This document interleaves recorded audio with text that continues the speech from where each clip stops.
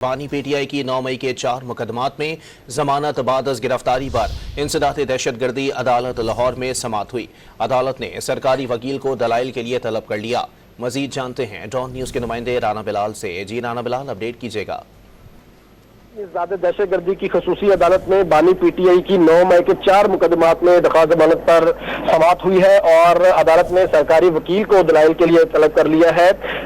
زیادہ دہشت گردی عدالت کے جج خالد ارشد جاوید نے درخواست ضمانتوں پر کارروائی کچھ دیر کے لیے ملتوی کی ہے۔ بانی پی ٹی آئی نے اپنے وکیل بیرسٹر سلمان صفدر کی وساطت سے 9 مئی کے 4 مقدمات، جن میں کلمہ چوک پر جلاؤ گھراؤ، لبرٹی میں کنٹینر جلانے سمیت دیگر 2 مقدمات، تو مجموعی طور پر 4 مقدمات میں درخواست ضمانتیں یہ بانی پی ٹی آئی کی جانب سے دائر کی گئی ہیں، جن میں یہ موقف اختیار کیا گیا ہے کہ ان تمام مقدمات میں بانی پی ٹی آئی جوڈیشل ریمانڈ پر جیل میں ہے، ان سے کسی قسم کو کوئی ریکوری نہیں ہونی، لہذا انہیں ان مقدمات میں ضمانت منظور کر کے رہا کیا جائے۔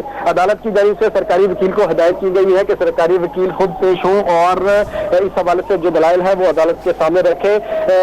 تقریباً 12 بجے دوبارہ اس درخواست ضمانت پر کارروائی شروع ہو۔ بہت شکریہ رانا بلال، اپڈیٹ کرنے کے لیے۔